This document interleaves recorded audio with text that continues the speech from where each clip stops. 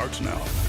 6 o'clock on this Friday. Good morning. I'm John Snell. And I'm Kelsey Davis. We are monitoring weather that could interrupt the morning commute for some parts of the viewing area.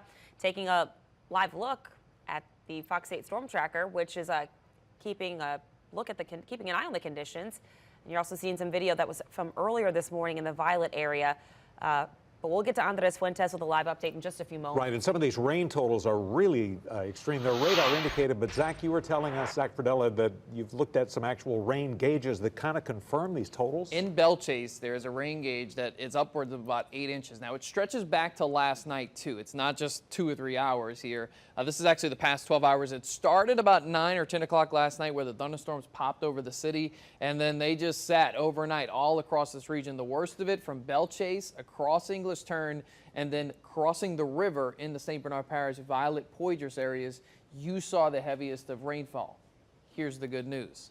There's no rain falling in that area any longer. It is totally dry this morning, but it is taking time for the water levels to go down. There's still going to be some street flooding in spots. That's why we have this blue box, which is just a street flood advisory. Throughout the course of the night, it really missed the rest of the metro. Yeah, there was off and on downpours, but it didn't cause any major issues. Right now, if you're about to hop in the car, you're getting on the causeway, there's a nasty storm over Lake Pontchartrain. That's moving towards Mandeville, so this is going to be moving towards St. Tammany Parish. And then there's been some off and on showers and some rain along the twin spans, and some of this is getting into Slidell and the Wrigleys at this hour. It's about the only 2 areas that I'm experiencing or seeing a lot of rainfall that could impact that morning commute. Looking at the next 3 days, we have higher than normal rain chances continuing today. I bumped this up to 60%. I think with daytime heating into this afternoon, we're probably going to have quite a few storms developing in that forecast, and they can be heavy. We know what happens in summer. When you get one storm over your head, it's going to pour. It's not going to drizzle on you.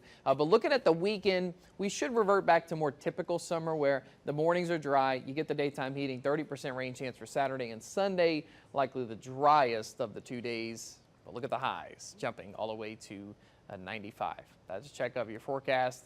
Christy, how's it look on some of those wet roadways this morning? Oh, yes, it's pretty wet out there, guys. Give yourself the extra time, slow down, and we've been showing you pictures of some high water in St. Bernard Parish, so don't chance it, guys. Just wait till it kind of recedes in your area. But we are looking good as far as traffic flow to get you started this Friday morning. No issues to mention coming in from LaPlace and the Bonnie Carey Spillway.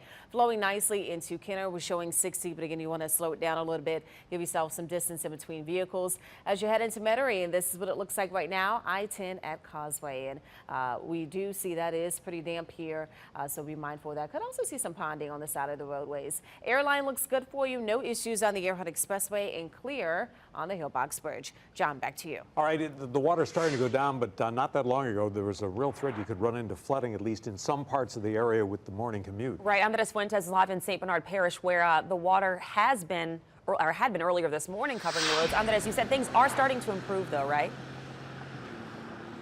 Definitely, things are starting to improve, and what great timing, right? This is peak commute hours for morning commuters, getting to camp, getting to work, what have you. And as you can see, this fast lane here on Judge Perez right now, you could actually see it if you were with us last hour, completely underwater. You couldn't see anything, and also didn't help that the sun was not yet up in the sky. But as you can see, everything's kind of just only on the right-hand side of East Judge Perez, and really that's what the situation is here throughout Violet right now. But we're still seeing some cars speed through these puddles. That is still a big concern here for people in Violet. Just speaking to neighbors this morning who are cleaning up their lawns, you know, they tell me that even though there was water on the road, a lot of these big trucks and vans and work trucks, they kept on speeding through the water, kicking a lot of that rainwater into people's front lawns and into people's property, really making a mess out of things. I spoke to one neighbor who says that, you know, really we have to be more considerate